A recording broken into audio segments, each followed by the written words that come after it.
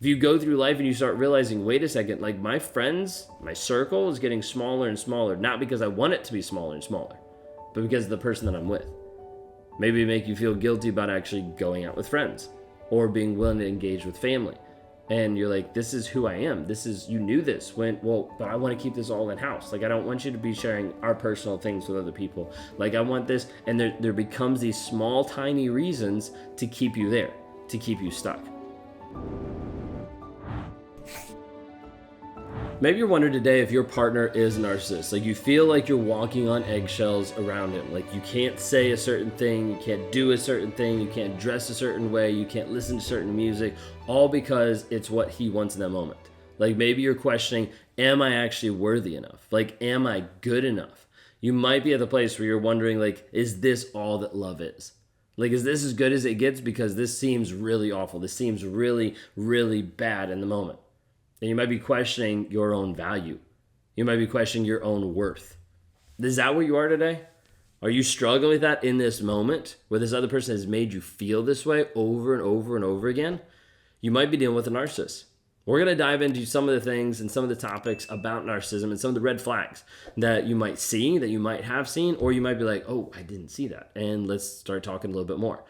At the end of this, I want to be able to encourage you to be able to move forward in your healing process, to be able to rewire the story that you believe that's locking you into a fiction or a fantasy or a false reality that's keeping you trapped in a toxic relationship and you're unclear about which direction to actually go. And that's going to be going into the 45-day clarity challenge to systematically set you free from the stories that you believe, from the toxicity that you're stuck in, from the trauma bond that you don't realize that you're stuck in. So when we talk about narcissistic personality disorder, I want to bring up some of the red flags. Some of the common behaviors, some of the traits, some of the different things that are there that people normally miss or that people normally struggle with. One of them is easy to see and easy to explain away. And that's the sense of self-importance. Like, how good am I? How amazing am I? The grandiosity of, like, this is who I am. A lot of times people explain this away, especially early on in the relationship, as just being emotionally immature. Like, he just doesn't really know. He doesn't really get it yet, of like, he hasn't had enough life experience. Like, there's not a piece there of like, oh, I get this, I don't get this. And there's a piece that people are like, let me lock into this person and help them. Like, maybe it's my calling to actually help them become more mature, to help them grow in this area. Oftentimes they're going to have a sense of exaggerated like self-importance and grandiosity in like what they do. You'll see this typically in like the job environment of like, I'm so amazing, my coworkers are idiots. Like, they're really, really stupid, but I'm really good at what I do. And then you're like, how come you've had like 4 jobs in like the past year? Well, that's because my boss didn't understand me. That's because, and you'll see this like kind of like puffed upness. Okay. Now you're going to see this a lot inside of grandiose narcissists, where they typically look like the one person that's like the asshole in the room. I look this way in a lot of times in the work environment. I was like, I knew everything. I thought I was the best. And so as a result, I put everybody down. You don't know what you're talking about. Like, you're stupid. Like, all these things that I would put other people down to be able to show my dominance, my power, my control. Even though I might not know what I was talking about, I would make it up. I would figure out whatever I'd have to say to still look good, to still look like I knew what I was talking about, because I had to be in charge. I had to be the person that showed up with no weakness, no vulnerability. I just did every single day. And that was something that ultimately destroyed a lot of the business friendships and relationships that I had because of how I was handling it, because of what I was looking at. But you're going to see this a lot of times where narcissists will demand your attention, your admiration of like, you need to pay attention to me. Like, think of it this way. Like, early in the relationship, it seems really, really sweet where you're texting 24/7, right? Like, you're always texting, you're always talking, you're always calling, and then it slowly starts to pull back. Because there's a level of it that's not healthy. There's a level of it that's almost like obsessive, of like how much the communication is happening. You see some of the best relationships out there, they're not glued to the hip 24/7. They're not texting 24/7, calling each other 24/7. There's a period of being together and then apart, and together and apart. Not relationship-wise, but just in proximity. And a lot of times you'll see a narcissist that wants that attention 24/7, constantly. Like, if you're not responding to his text like instantly, like, there's an issue. Like, now you're getting blown up. Of like, where are you? What's going on? Who are you with? Are you cheating on me? Like, all of a sudden these things start attacking you, and you're like, all I was doing is like helping someone for a minute, or going to the bathroom, or placing an order, like whatever it might be. Like, you're just like, what is going on?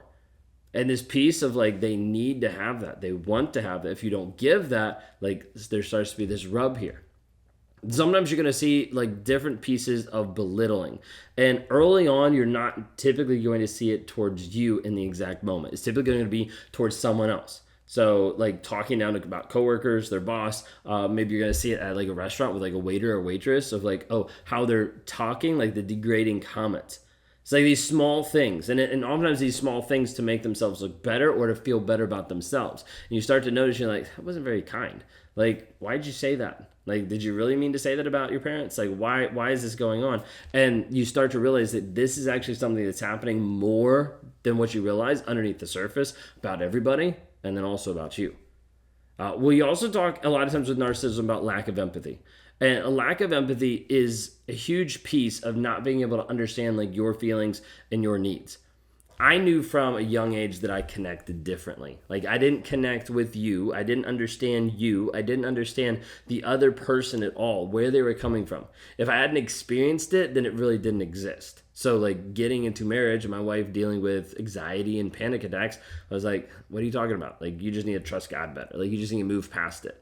I didn't view it as any level of being true or having any validity because I hadn't experienced it. So it didn't exist.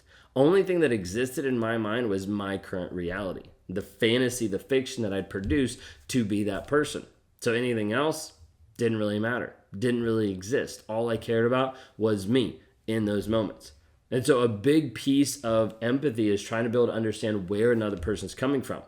Now, the other piece with narcissism is not just understanding where another person's coming from, but for a narcissist actually caring where that person is coming from.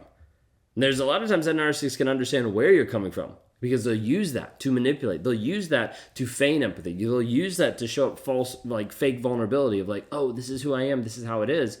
But what they're not actually connecting with is that piece there of what you're going through and actually being willing to do something about it or being willing to actually show compassion. Instead, it's like, that sucks, but okay. Like, there's not this piece of like, oh, I want to be able to help you. It's like, okay, when can we shut off the waterworks? When can we stop the crying? I just need to go to sleep. Who cares if you're upset? At the end of the day, it's all about the narcissist and what he wants in that moment. You'll see this typically like as an example of like when you get your feelings and your emotions and your needs dismissed. They don't matter. They don't count. And you feel like, I'm sorry I even brought anything up. Like, I shouldn't have even said anything to you. And the narcissist in the back of the mind would be like, yeah, you're right. You shouldn't have. Because, like, I don't actually want to deal with that. Going to see manipulation and control. And that's, like, a huge piece of it. It's another, like, red flag of them trying to control you. So, oftentimes, narcissists will try to control what you wear, like what you listen to, how you look. Sometimes modeling you after a previous ex. Sometimes making you look a certain way for their image of how they want to be perceived. It's not always going to be, you can't wear this, but it'll be like small comments. Are you really going to go out in that? Like, that kind of makes you look fat in this area. Like, there's going to be small things that are not necessarily like, oh, you're a bad person, but is slowly going to put you in a place of ultimate isolation. Isolation from yourself, of knowing who you are, of the connection to yourself, of having that self-confidence, self-esteem, and isolation from other people. If you go through life and you start realizing, wait a second, like my friends, my circle is getting smaller and smaller, not because I want it to be smaller and smaller, but because of the person that I'm with. Maybe make you feel guilty about actually going out with friends or being willing to engage with family. And you're like, this is who I am. You knew this but I want to keep this all in-house. Like, I don't want you to be sharing our personal things with other people. Like, I want this. And there becomes these small, tiny reasons to keep you there, to keep you stuck. A huge one is lack of accountability. Narcissist does not like to take accountability for the shit that they've done. Period. Like, a narcissist doesn't want to say, I did wrong. I did wrong. I am sorry. Will you please forgive me? And like, they won't do that unless there's a way that they can manipulate it for their own needs. Typically, this aspect of accountability and responsibility that a narcissist runs away from. They don't want to hold themselves accountable of what's actually going to happen. So typically what you're going to see is him blame it on you. It's your fault. You're the one that looked at my phone and you found that I was cheating. So that's your fault because you invaded my privacy. If you hadn't looked, you wouldn't be crying right now. You wouldn't be upset. So this is actually your fault. It's your fault that we're not going on vacation because you chose to do X, Y, and Z. Like, they're always going to flip it around.